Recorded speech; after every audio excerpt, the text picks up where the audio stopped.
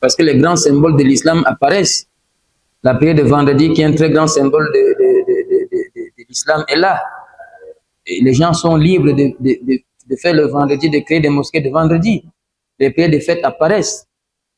Et les mosquées sont vivantes, 24 heures sur 24. On fait les 5 prières dans les mosquées. De ce point de vue, ça c'est une terre de l'islam. La terre de l'islam ne veut pas dire que tout le monde est musulman. Vous comprenez? Nous ne sommes pas en train de dire qu'on pratique la charia ici. Mais les symboles de l'islam sont là. Quelqu'un ne peut pas émigrer ici pour aller dans un endroit où il va prier à peine. Comme en Europe, des choses pareilles. Vous savez que là-bas, c'est pas facile. Les gens vivent là-bas, mais c'est très difficile. La vie est à 100 à l'heure, le coût de vie. Beaucoup de gens rêvent. Les gens qui émigrent pensent qu'arrivant en Europe, ils seront couchés sur leur laurier, ils auront tout ce qu'ils veulent. Non. Les gens vivent aussi la misère parce qu'il faut travailler comme des machines. Si tu n'as pas véhiculé le métro à son heure, si tu l'as raté, tu es foutu. Parfois, tu ne peux pas prier, ta prière est chronométrée. Tu travailles dans un service, on ne te donne pas 3 minutes de prier. Les choses ne sont pas faciles. Et les gens ont une animosité pour l'islam. Ce n'est pas seulement pour la prêche qu'on parle là-bas. Il peut aussi y avoir des évacuations sanitaires, il peut y avoir des sciences qu'on peut prendre là-bas, à condition d'avoir une foi qui peut nous empêcher de sombrer dans les tentations parce qu'elles sont très violentes et d'avoir une connaissance qui peut nous empêcher de tomber dans des équivoques. Parce qu'il faut que vous vous rassurez. Ces koufars-là ne vont pas vous dire apostasier l'islam. Ils vont pas venir avec ça. Ils vont vous faire comprendre que vous n'êtes pas différent d'eux. Et qu'on peut être un musulman comme un non-musulman et vivre en paix, etc. Ils veulent ce qu'on appelle le wihdatul adyan, l'œcuménisme des religions. Vous voyez, ils disent que les 3 religions sont pareilles. Le christianisme, le judaïsme, etc. Et l'islam, il dit c'est la même chose, mais c'est archi faux. L'islam, c'est la seule religion auprès d'Allah Azzawajal. Donc, une science qui peut aider les musulmans qui n'y a pas chez nous, on peut aller chercher. Mais Cheikh Raslan est clair dans ce ta'liqat al-Jami' ulum wal-Hikam, parce que c'est le commentaire des 50 hadiths, c'est-à-dire les 42 hadiths d'Imam al-Nawawi et autres. Il dit qu'il est strictement interdit d'aller faire le commerce là-bas. Il est strictement interdit d'aller faire le tourisme, pas le commerce. Le commerce est permis, surtout si la saison est fructueuse. Tu sais bien que si tu vas avec tes marchandises, tu vas les écouler, tu peux partir pour ça.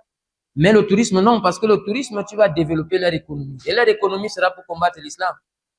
Ouais, c'est ça, Inch'Allah. Donc, c'est un peu ça.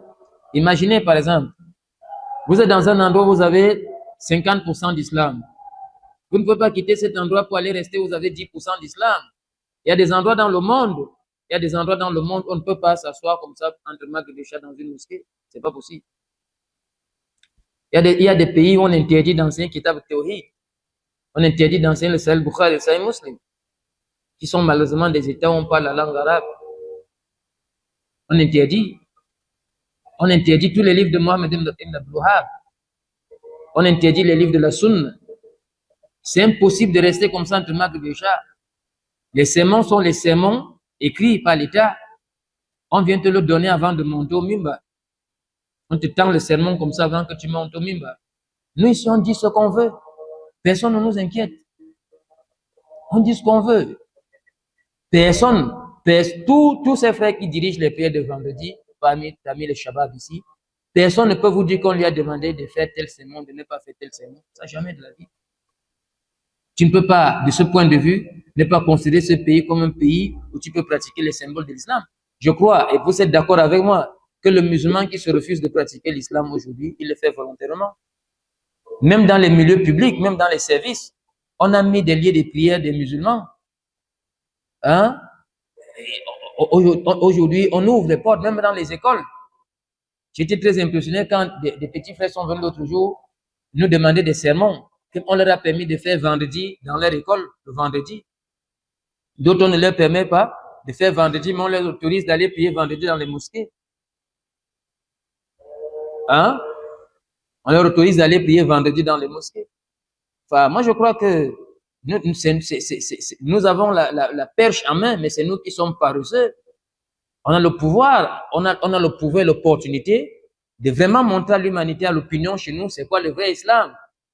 Mais ça nous intéresse quoi. On laisse plutôt les koufars crier avec les micros pour amener les gens en enfer. Et nous, on a la vérité, on fait le petit malin, on s'occupe de je sais pas de quoi. Et c'est pas normal.